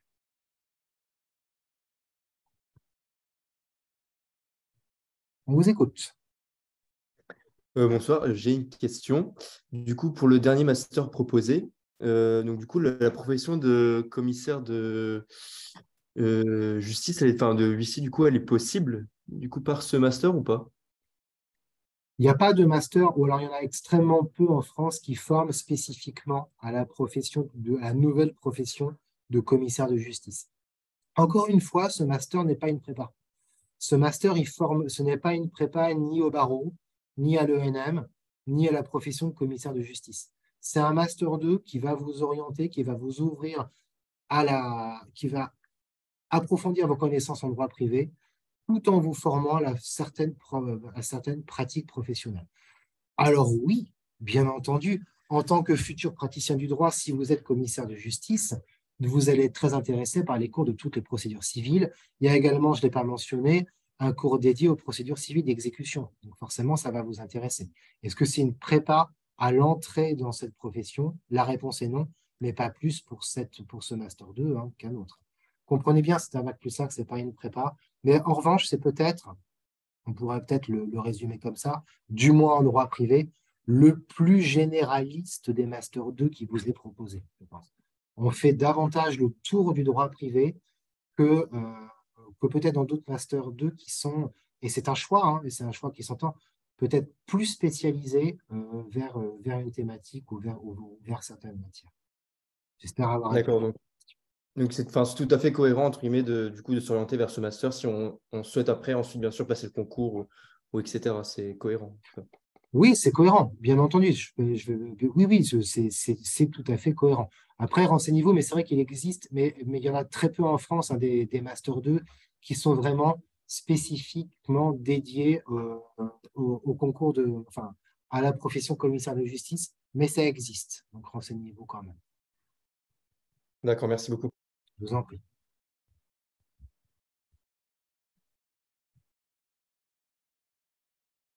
Emma, si tu veux prendre la parole. Oui, bonsoir. Je voulais savoir si toutes les formations dont vous avez parlé seront accessibles sur la plateforme Mon Master, parce qu'on nous a dit que c'est possible que les masters pas encore ouverts, donc les 2 derniers dont vous avez parlé, ne soient pas directement sur la plateforme Mon Master. Décidément, je reprends la parole. Ils le seront accessibles sur la plateforme s'ils sont ouverts. C'est-à-dire que quand je vous dis qu'on attend un retour à très bref délai, on espère ce retour dans les prochains jours. Donc, nous, en fait, il ne nous manque plus, tout est paramétré. En fait, il y a les 2 versions qui sont paramétrées. Il y a l'actuel parcours profession juridique et judiciaire, donc PJJ, qui est là pour, de toute façon, recueillir les candidatures en Master 1 parcours PJJ et en Master 2 PJJ. Et il nous faut l'aval de Toulouse, de notre université de conventionnement, pour en 2 clics ouvrir le Master 1 et 2 droit et pratique du notariat, le Master 1 droit privé parcours DCP, parcours droit et contentieux privé, et le M2 correspondant. On espère, je ne peux pas m'y engager parce qu'encore une fois, vous comprenez bien que ça ne dépend pas de moi, la balle n'est plus dans mon camp. On espère une réponse de notre université de conventionnement en temps et en heure pour savoir quoi ouvrir à très, très bref délai. D'accord, merci beaucoup. Je vous en prie. Peut-être une précision, on en avait discuté en amont avec mes collègues sur justement où trouver nos formations. Je pense qu'il est peut-être bien de le dire dès à présent. Nos masters, quels qu'ils soient, qui vous ont été présentés, ainsi que tous ceux qui sont répertoriés et qui vous sont proposés au sein de la faculté de droit à l'Université catholique de Lille, Vous les trouvez sur cette plateforme, mais vous allez peut-être les trouver d'une façon qui est assez peu intuitive. Je m'explique. Je vous parle depuis ce soir pas mal de notre université de conventionnement. Ces masters 1 et 2 seront accessibles et vous allez pouvoir y déposer votre candidature sur la page de notre université de conventionnement. Donc, il va falloir que vous alliez sur... Je ne l'ai pas vu, moi, et mes collègues non plus, hein, cette plateforme. Donc, je vous parle sans avoir vu l'outil en question, ce qui est un peu délicat de ma part, mais bon, c'est comme ça. Il va falloir que vous vous rendiez sur la page d'UT1, Université Toulouse-Capitole 1, donc Toulouse, hein, pour ensuite faire votre sélection par mention, mention droit privé, mention droit pénal et sciences crime, mention droit de la santé.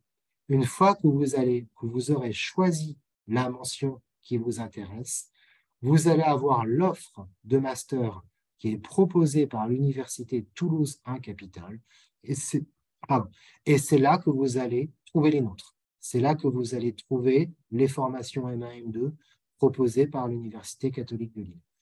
Pour l'instant, ça n'est pas encore accessible directement via l'outil, directement via la catholique. Est-ce que ça le sera ou pas? Je ne sais pas, mais pour l'instant, en tout cas, à l'heure où je vous parle, il est question de passer par le site de Toulouse pour accéder à nos formations lilloises et d'ailleurs également parisiennes. J'espère. Juliette? Est-ce que mes collègues ont quelque chose à ajouter là-dessus? Parce que peut-être que j'oublie. Je ne suis pas spécialiste de monmaster.com, donc voilà. Non, merci Romain de répondre et parfaitement d'accord avec ta réponse. Voilà, il est possible aussi qu'on vous propose, que la faculté vous propose aussi un autre mode d'accès direct, mais qui est en mode en modalité réflexion, conception, Voilà. et dans ce cas-là, vous serez informé en temps et en heure pour faciliter votre accès à notre offre de master sans avoir effectivement à accéder d'abord à l'offre de notre université de conventionnement. Mais on vous tiendra informé en temps et en heure. On laisse la parole à Juliette. Oui, bonjour, c'est son père parce que Juliette, elle ne peut pas être là. Mais la question, c'est juste par rapport au parcours pour devenir notaire, quelle est la grande différence entre l'obtention du master de droit sur la voie dite professionnelle versus la voie dite universitaire? Parce que je n'ai pas très bien compris la grosse différence entre ces deux parcours, en fait. Objectivement, Qui arrivent au même point au final, hein, qui délivrent la même chose au final, si j'ai bien compris. c'est deux voies différentes vers la même profession, tout simplement. Un master de droit, quel qu'il soit, donc de droit privé, plus simplement, disons, va vous ouvrir la voie à l'INFN, donc l'Institut national de formation du notariat, ce qu'on appelle la voie professionnelle. Vous suivez une scolarité spécifique avec des modules, hein, et au bout du compte, vous passez ce qu'on appelle le diplôme de notaire, le DN. Si vous optez pour un Master 2 proprement droit notarial, cette fois, là encore, vous accédez par la voie universitaire, cette fois, au même INFN, à la même école, mais vous ne suivez pas la même formation, puisqu'on considère finalement que le Master 2 est la première année de formation à l'INFN, et au bout du compte, vous obtenez le DSN, Diplôme supérieur du notariat. Dans tous les cas, vous êtes notaire. Dans tous les cas, vous avez le statut de notaire. Vous n'y êtes pas rentré simplement par la même porte. C'est aussi simple que ça. Pourquoi est-ce que... Après, renseignez-vous peut-être sur les sites des différents INFN pour voir les deux finalement contenus de la scolarité. Comme je vous l'ai indiqué, monsieur, il est très, très, très probable que les deux voies soient finalement unifiées, mais bientôt, vraiment dans les prochains temps. Donc finalement, cette dualité entre voie universitaire, voie professionnelle et DN d'un côté et DSN de l'autre n'existe plus à brève échéance. Dans les deux cas, encore une fois, vous êtes notaire à la fin. Merci beaucoup. Merci beaucoup pour ces précisions. Je vous en prie.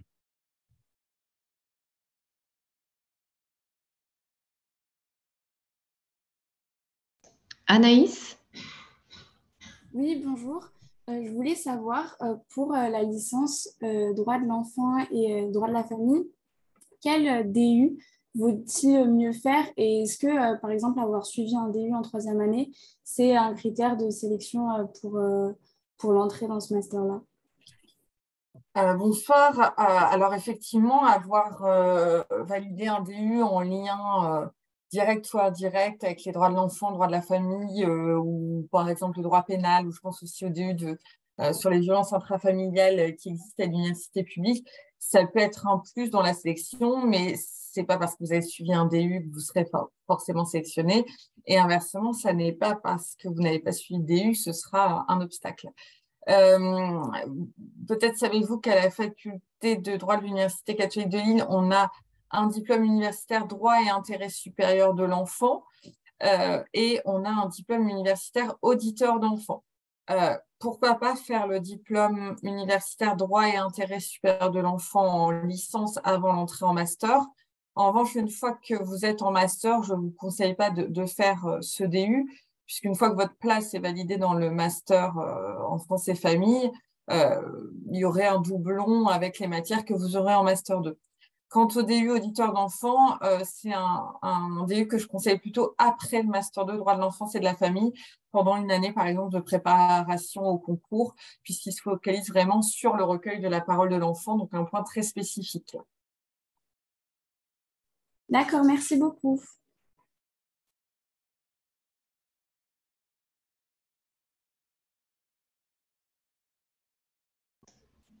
D'autres questions? Oui, moi je voudrais savoir par rapport au Master 2 en droit privé et contentieux, dans une lettre de motivation, qu'est-ce que vous recherchez ou quelles sont les motivations que vous attendez de la personne? Quelles sont les motivations attendues de la personne? Déjà, l'exposer, déjà vos motivations propres. J'entends, c'est pas à moi de vous dire ce que j'attends, c'est plutôt à vous de me dire pourquoi vous êtes motivé. Qu'est-ce qui va vous pousser à poser cette candidature dans ce master, dans ce parcours master 1 et 2 et pas un autre? Parce que vous aimez, parce que vous aimez particulièrement telle ou telle matière de droit privé que vous avez suivi en licence et que vous avez envie de poursuivre dans cette voie en master, parce que vous envisagez le concours, de passer le concours de l'ENM ou de passer le CRFPA ou je ne sais quoi, et que vous pensez, en m'expliquant pourquoi, que c'est la meilleure formation et que c'est en tout cas celle qui pourra répondre le plus à vos attentes. Si vous voulez, moi, j'attends rien parce que j'attends rien de particulier parce que vous n'êtes pas tous pareils, encore heureux. Enfin, sinon, c'est une machine qui ferait la sélection à ma place et ça me ferait gagner beaucoup de temps, vous voyez. Donc, c'est justement parce que c'est individuel qu'il y a un travail de sélection et que votre candidature ne va pas ressembler à une autre. Est-ce que vous avez fait un stage chez un avocat en droit privé général ou pourquoi pas en droit médical, en droit de la famille, mais que néanmoins vous êtes intéressé par l'ensemble du droit privé et que vous voulez continuer là-dedans? Je ne peux pas vous répondre. Ça serait contre-productif de vous répondre parce que ça ne serait pas vous qui transparaîtrez dans une lettre de motivation qui, par définition, doit être personnelle. Je vous ai au moins, je pense, donné quelques pistes, à défaut de directives, j'entends. Ok, merci beaucoup. Je vous en prie.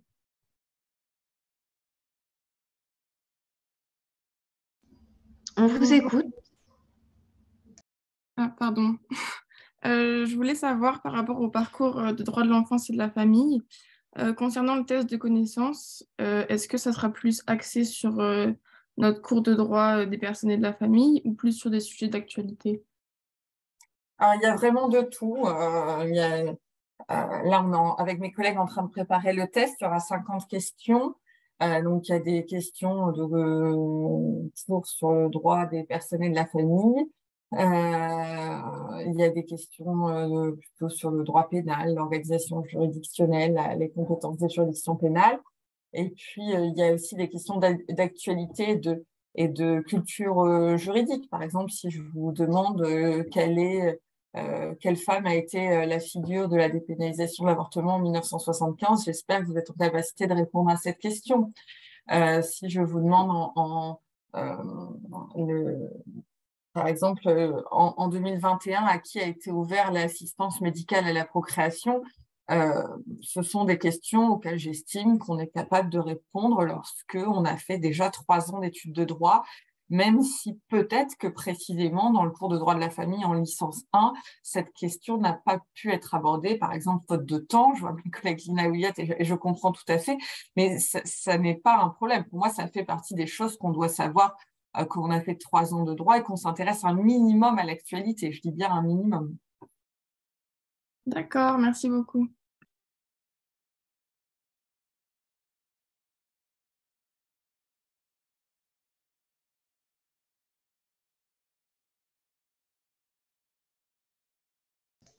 D'autres questions?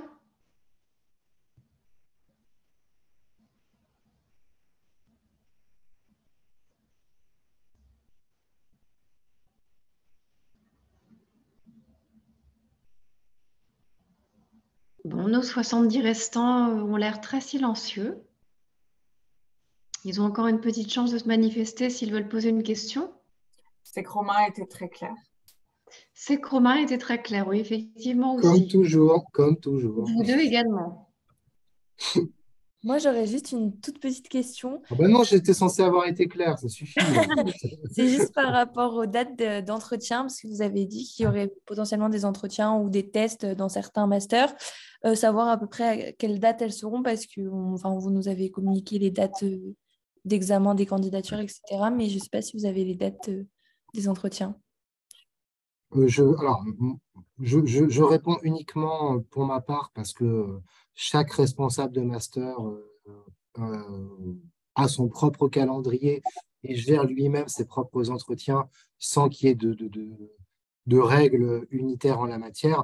On examine les candidatures du 20 avril au 12 juin. Moi, je considère que du 20 avril au 12 juin, ça peut être la date d'entretien. J'ai pas de... Je ne vais pas me caler uniquement 2 semaines fin mai, début juin pour réaliser les entretiens. Je pense les faire au fil de l'eau. D'accord, ok. Ça ne concerne que moi. D'accord, merci beaucoup.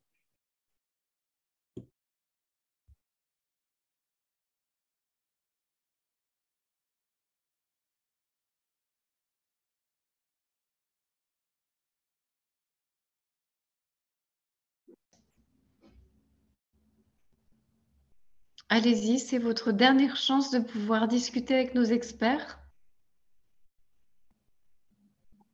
Mais du coup, moi j'ai une question par rapport aux entretiens. Imaginons on a un stage à l'étranger, est-ce que on peut le faire en Zoom ou pas l'entretien ou il faut vraiment être en présentiel?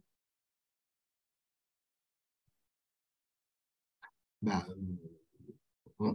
on a quand même, enfin, là aussi, je ne parle que pour moi, hein. Je laisse mes collègues compléter ou modifier le sens de ma réponse. On s'est quand même mis aux outils informatiques hein, depuis un certain temps. Donc, si vous êtes en stage en Amérique du Sud, je ne vais pas vous faire revenir d'Argentine pour 30 minutes d'entretien avec moi à Lille. Voilà. Et j'ai déjà fait des entretiens par Zoom sans que ça pose la moindre difficulté, même pour des étudiants. Ça, je parle encore pour moi, même des étudiants en France, mais qui sont éloignés. D'accord, merci. Je ne sais pas ce qu'il en est pour vous, Lina, Blandine. Moi, tous les entretiens sont sur Zoom, sont tous dématérialisés. Donc, Bon, au moins, ça règle le problème. Je ne le savais pas, tu vois. Je l'apprends. Je sais pas. Par contre, forcément, ça demande un minimum d'adaptation, hein. J'ai déjà eu des étudiants qui me disent je ne suis pas là tel jour à telle heure, est-ce qu'on ne peut pas faire plus de ça lundi à 16h15? Non, désolé, vu la masse, donc quand c'est vraiment quelque chose d'incontournable, ok, mais ce n'est pas non plus à la carte.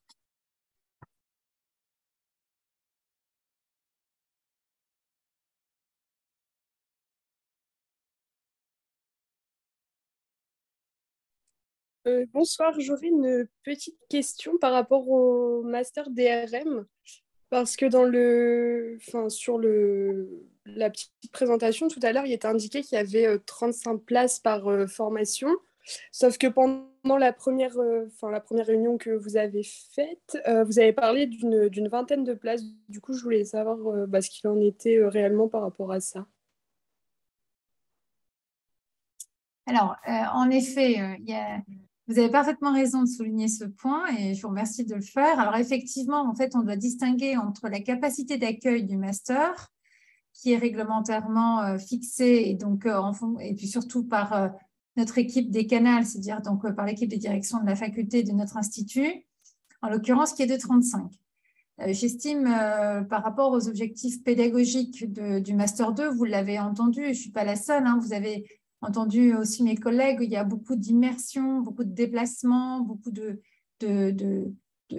modalités pédagogiques qui nécessitent nécessairement un contrôle du nombre d'étudiants. Plus on est nombreux et plus ces modalités pédagogiques un peu originales vont être limitées dans leur efficacité. C'est la raison pour laquelle, de manière habituelle, je limite effectivement au maximum à 25 étudiants. Donc, il y a bien une différence entre la capacité réglementaire d'accueil de 35 et finalement le nombre suffisant, utile et nécessaire pour que les objectifs de formation tels que nous les avons conçus soient bel et bien efficaces et qu'on puisse dire que nos étudiants sont bien formés à la fin. Voilà, ce qui explique que je réduis à 25 étudiants. Maintenant, voilà, on est toujours bien sûr limité par cette obligation réglementaire, mais je suis tout à fait transparente en vous disant qu'effectivement, personnellement, je limite à 25 grand maximum, au risque sinon de faire échouer les objectifs pédagogiques qui font justement la marque de fabrique de notre master. J'espère avoir répondu à votre question, mademoiselle. Oui, totalement. Merci.